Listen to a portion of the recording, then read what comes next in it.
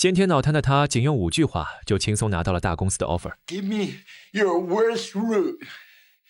Give me the area nobody wants. What have you got to lose? If I can sell it, you're a hero. 这充满孤勇的宣言让经理的眼神也为之一愣。最终，这份带着破釜沉舟般的坚持，让比尔终于找到了人生中第一份销售工作。很快，比尔敲响第1户人家，可屋子里突然响起的狗叫声，吓得他惊慌失措，仓皇而逃。随即，他又来到第2家，男女主人正为修剪松树的琐事争吵不休，根本没有功夫搭理他。无奈之下，比尔来到第3家，他真诚地向客户推销产品，谁知换来的却是对方冷漠的拒绝。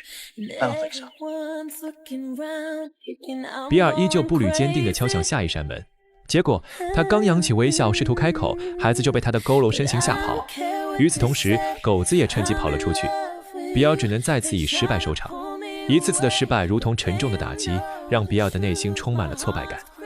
然而他刚打起退堂鼓，脑海中就浮现出自己曲折的人生过往。出生时，医生的失误让他遭受了意外的伤害。先天脑瘫的他脊背严重弯曲，宛如被岁月压弯的老树，左肩高高耸起，而右手则永远蜷缩在背后。虽然命运给了比尔一张千疮百孔的人生剧本，却也馈赠了他一份最珍贵的礼物。母亲那些轻声诉说的鼓励，如同春日里绽放的繁花，悄然治愈着他心底的伤痕。 Now listen, it takes people a wee bit longer to warm up to you. Just be patient, patient and persistent. 在母亲的鼓励下，比尔鼓起勇气前往了下一家。这次，幸运之神总算眷顾了他。一位女士听完他结结巴巴的推销词，默默抽出了一张钞票。比尔见状，瞬间挺直佝偻的脊背，帽檐下的双眼闪着光。他将帽子郑重扶正。I don't need charity. 正午的阳光炙烤着大地。比尔来到公园里，疲惫地靠着长椅坐下。他从包里掏出母亲准备的爱心午餐，这是一个与众不同的三明治。面包片上用酱料精心书写的“耐心”2字，仿佛是母亲温柔的低语。他唇角勾起一抹会心的笑意。可当他刚要咬下这饱含爱意的食物时，背面的“坚持”2字映入眼帘。他当即仰头大笑，原来母亲早已看透他所有的脆弱，用这2个词为他筑起最坚固的精神堡垒。于是，比尔重振精神，继续开始推销之路。他来到一处高档小区，想碰碰运气，不想还没开始推销，就被保安不由分说拦下。恰好这时，一个施工队路过，他当即趁乱溜了进来。与以往不同，这次遇到的贵妇十分热情。比尔望着对方和善的眼神，鼓起勇气开始介绍产品。尽管他的面容因紧张扭曲，发音受疾病影响而含混不清，却无法掩盖眼底的真诚。贵妇耐心地听完，不仅订购了2袋洗衣粉和漂白剂，还递来一杯果汁。此刻，所有的苦涩都被这份突如其来的甜蜜彻底化解。他终于做成了第1单生意，虽然提成不多，但这一单生意却为他的生活带来了希望。比尔走在回家的楼梯上，每一步都轻快得像是要飞起来。当比尔坐进车里，狭小的车厢瞬间被幸福填满，嘴角的笑意怎么也藏不住。他心中早已盘算好，要用这人生的第1桶佣金带母亲去吃一顿奢侈的大餐。母亲看着儿子眼中闪烁的光芒，眼角也泛起了欣慰的泪花。然而，母子俩刚走进餐厅，一旁的男客人就投来嘲笑的目光，还故意模仿起他的一言一行。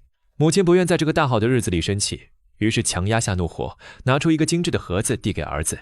比尔小心翼翼地打开，一只金色的怀表映入眼帘，在灯光下泛着温润的光泽。怀表背面刻着一行小字，尽管有些模糊，但依然清晰可辨。Dad's watch. Dad's watch. 母亲终于忍无可忍。Could I borrow your ketchup, please? Yeah, sure. Oh, I'm so sorry. I must be a retard. 母亲选择用行动告诉这个男客人，容忍不代表懦弱。而后，母亲又回过头来，用温柔的语气告诉比尔，这块手表是他的父亲连续3年夺得销冠的纪念品。比尔垂着头，只觉自己笨拙的身影，无论如何也无法与记忆里那个耀眼的父亲重叠。就在他几乎要被自我怀疑淹没时，母亲眼中盛满温柔。And you look just like him. 比尔的眼里再次散发出耀眼的光芒。感受到了母亲深深的爱意与期望，他暗暗发誓，一定要带着这份沉甸甸的期望，在未来的道路上走得更远，让母亲为自己感到骄傲。可惜，意外总是接踵而至。第2天，比尔就被经理告知，上次那个孩子被吓到的女人向他投诉了。冰冷的话语传来，比尔只觉眼前一黑。可他并不打算放弃，为了保住这份工作，他再次来到女人家里。这一次，他没有直接露面，而是把可爱的玩偶套在手上，用滑稽的声音给男孩讲笑话。You can call me Lyle or Glyle or Mr. Pyle, but whatever you do, don't smile. 很快，男孩就被逗得哈哈大笑。女人出来看到这一幕，被比尔的真诚所打动。What the hell? Come on in. 比尔用最真挚的心，成功力挽狂澜，保住了工作。只是命运的考验从未停止。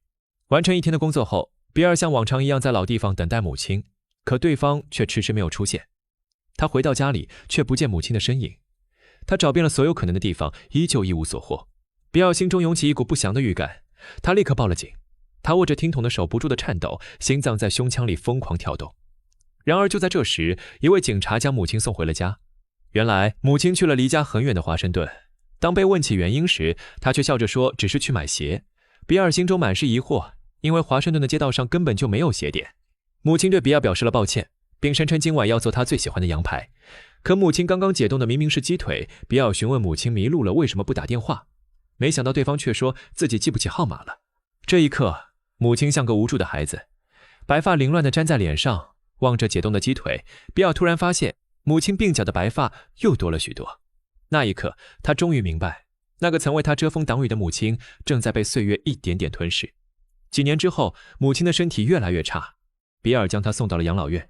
没有母亲陪伴的日子，比尔就连最基本的日常起居都十分困难。那没绑鞋带的皮鞋经常会在路边脱落，他没钱吃饭，只能靠着单调的牛奶度日。但即便如此，他依然保持着对生活的热爱与坚持。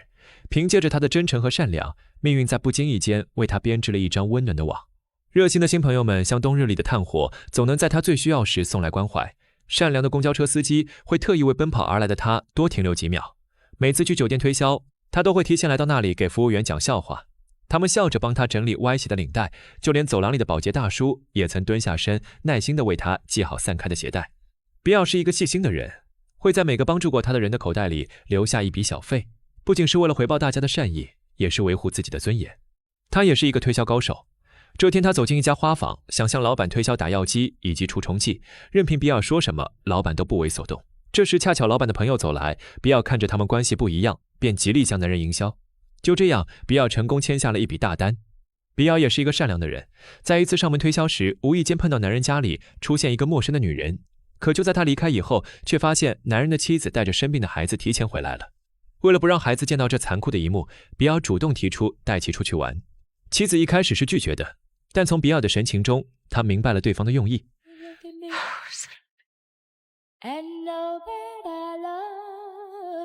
Would you bring her across the street, would you? 圣诞节，他会亲自上门给所有顾客送上贺卡，即便那个一直对他凶巴巴、一直拒他于门外的醉汉，比尔仍会定期出现在他的门前。就这样，细碎的温暖拼凑成日复一日的生活。母亲依然困在阿尔茨海默病的迷雾里，对世界的认知永远停留在某个未知的角落。隔壁邻居争吵的声音还是源源不断。那个醉醺醺的酒鬼每次见比尔上门，依旧满脸不耐烦地将门重重摔上，而他心中筑起的自尊高墙也始终岿然不动。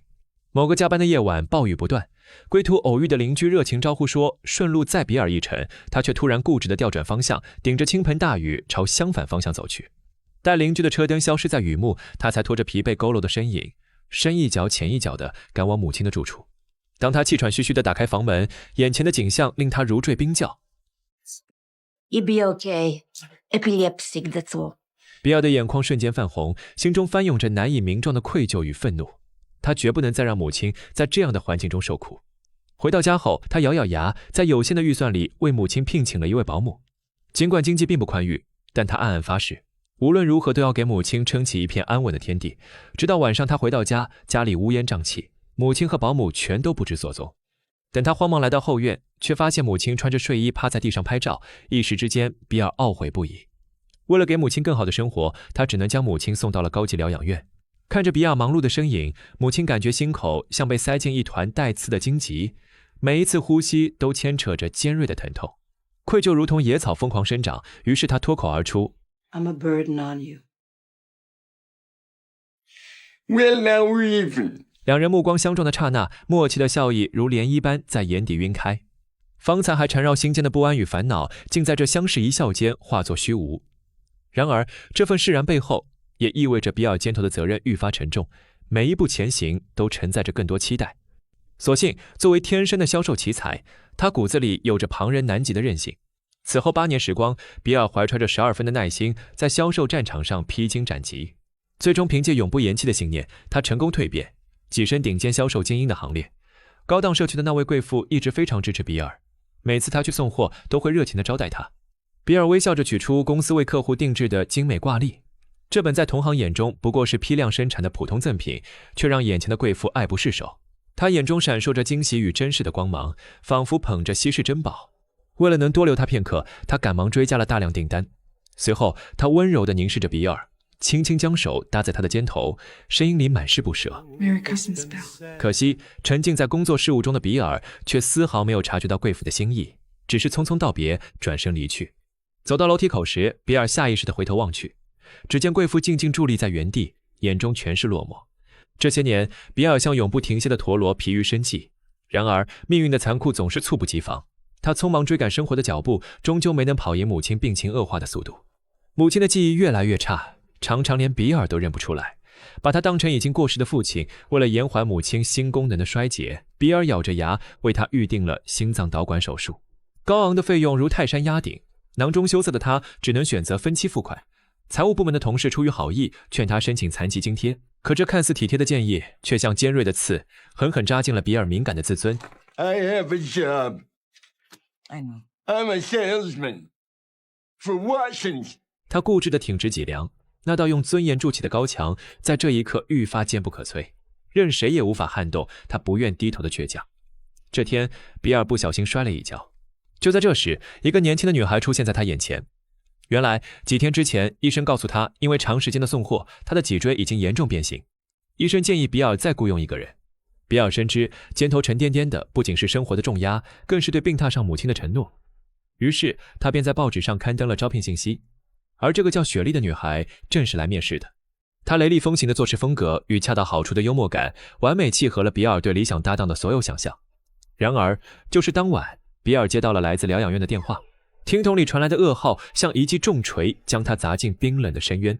挂断电话的瞬间，比尔后背抵着冰凉的墙面，仿佛唯有这坚硬的触感才能证明自己还活着。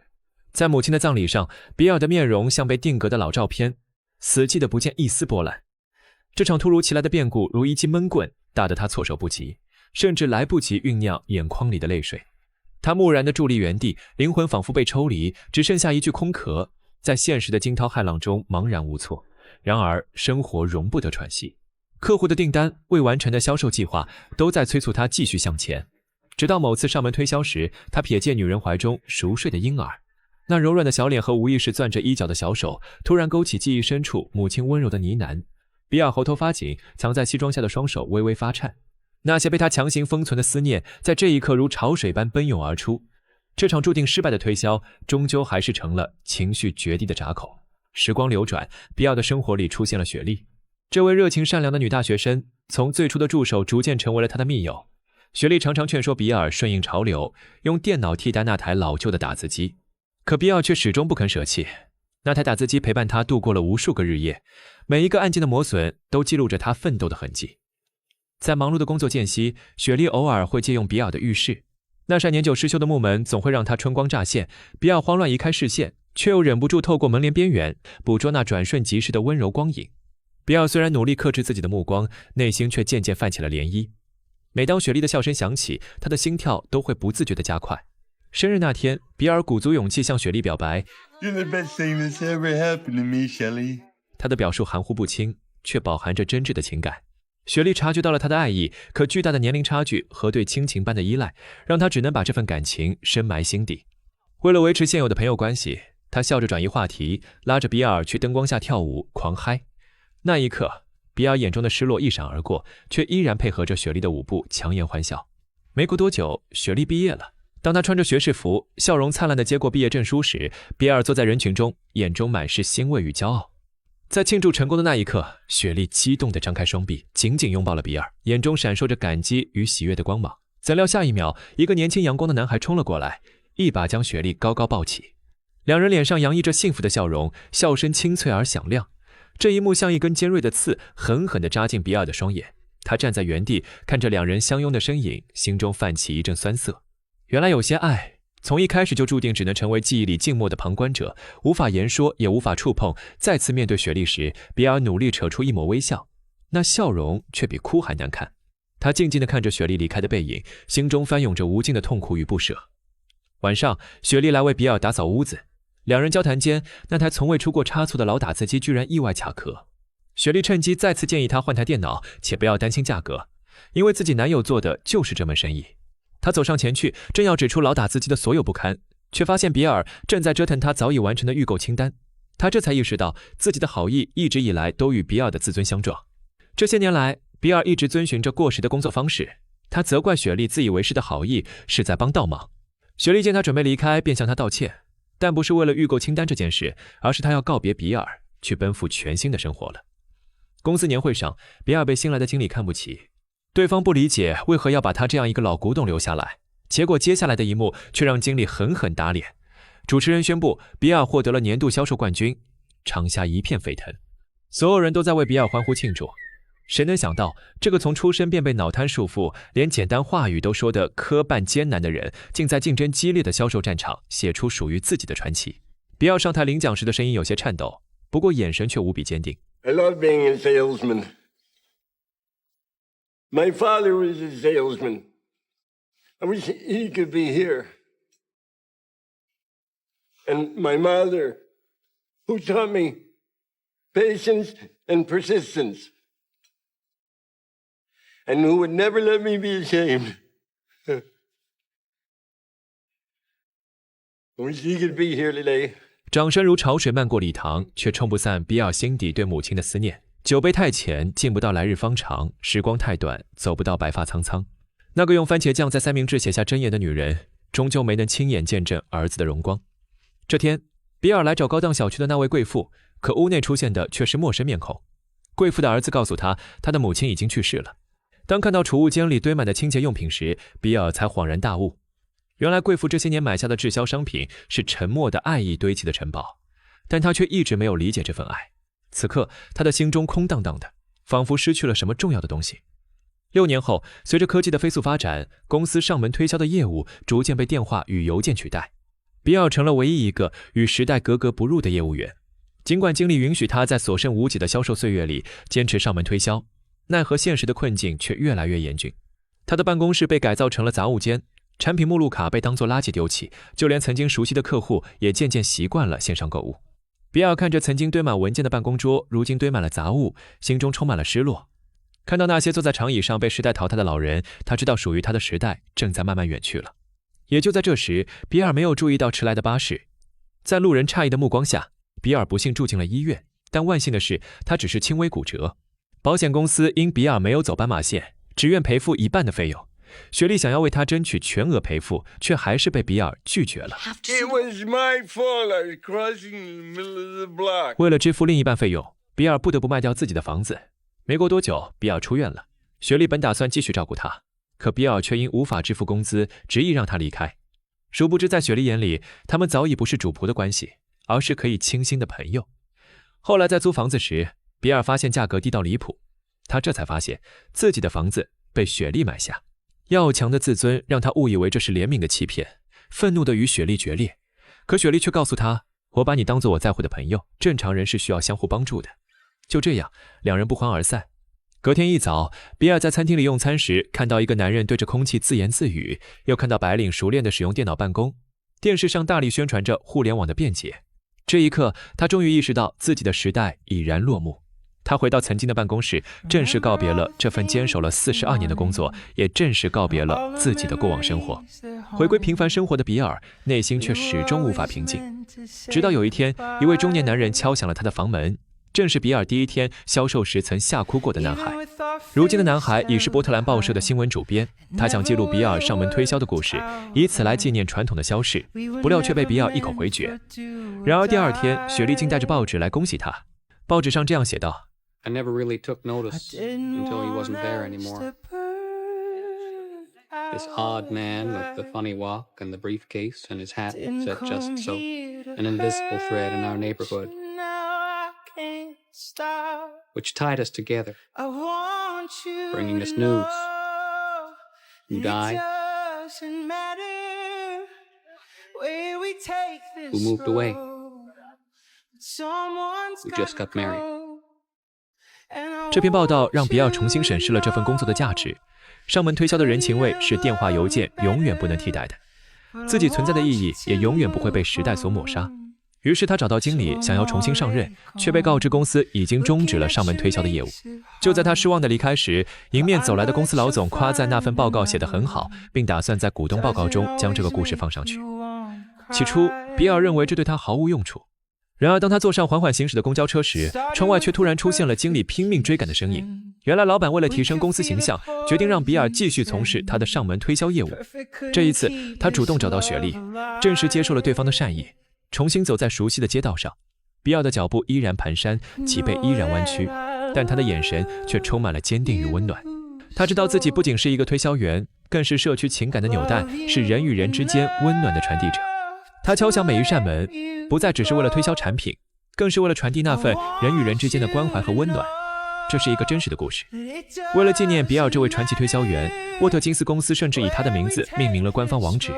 从最初的先天残疾到后来的金牌销售，从最初的屡遭碰壁到后来的得心应手，这一切都离不开耐心与坚持构成的人生箴言。很多时候，命运赋予我们的未必是灿烂，也有可能会是不幸的开局。但经历的意义在于，它引导我们，而并非定义我们。